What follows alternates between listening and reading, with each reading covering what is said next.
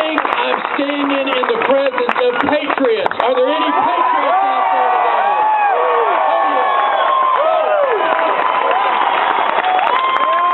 You know, there was a time in our country's history when patriots had to disguise themselves. They had to sneak around. They were afraid to stand up for what they believed in because they were afraid they'd be taken off, they'd be imprisoned. You know, back in 1773, you think about it, there was this brave group of Americans who valued freedom so much that they disregarded their own safety.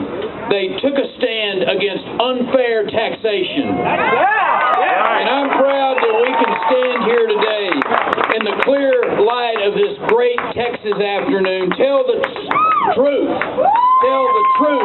about the state of our nation. That's right.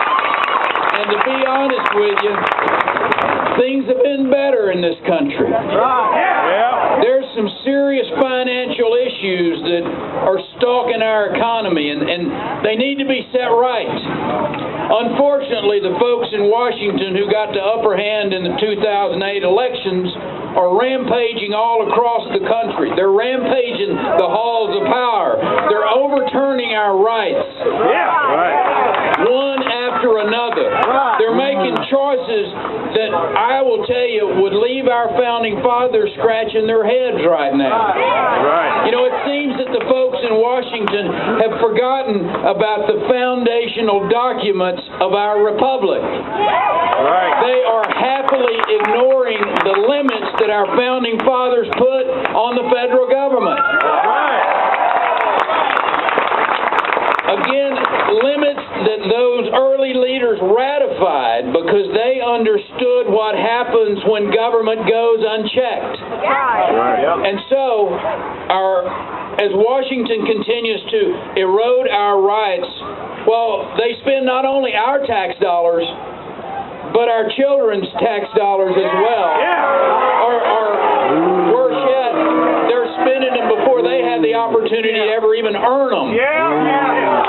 It's time that we restore the fundamental principles of our nation and restore our commitment to a set of shared values.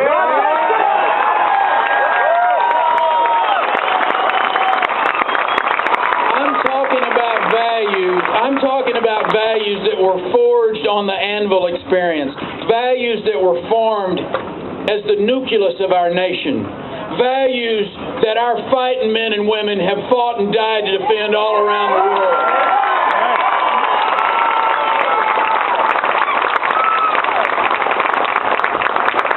And for my fellow veterans that are out there today,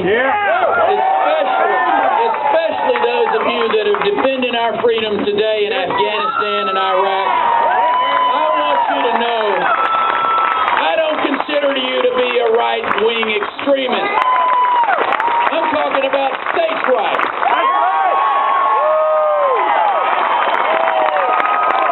States' rights that are enshrined in the 10th Amendment of the United States Constitution. Unfortunately, those protections have melted away over time.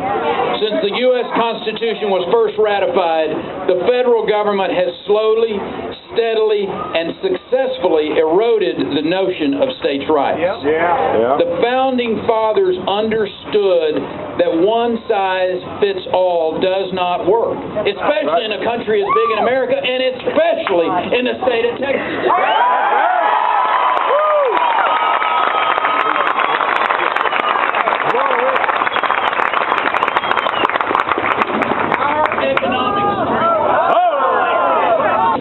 Budget mess and the troubles in other states proves that Texas knows best how to run Texas.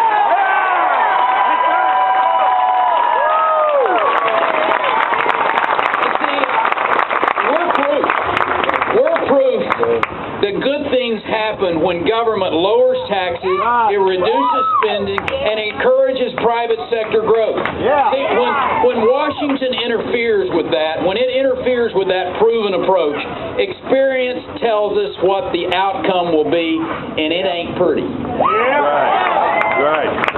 I agree with Texas 7th, and I will suggest greatest governor, Sam Houston. Yeah. And he said, Texas has yet to learn submission to any oppression, come what source it may.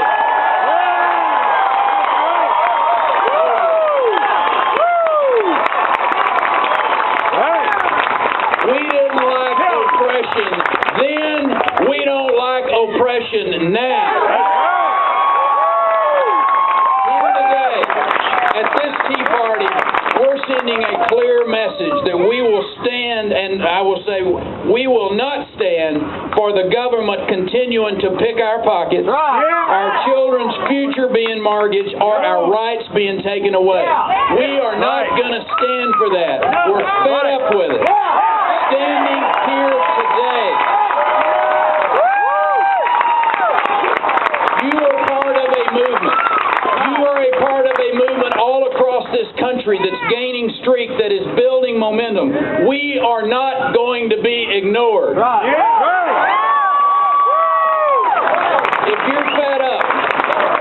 If you're fed up and you ain't going to take it anymore, I want you to take out your cell phone right now, and I want you to text the words in there, fed up, FEDUP, and punch in 95613. Got that? Fed up, 95613. We'll text you back. And we'll keep you posted on our efforts to make sure Washington is listening to what's happening all across this country. Washington needs to hear loud and clear a simple, direct message. Cut the spending. Cut the taxes. Shrink the government. Reread the Constitution. Return to the values, the lessons, and the precepts that made our country great. Do this, Washington, and our nation will remain strong. I want to thank all of you for being here today. Thank you for loving your state. Thank you for loving your country.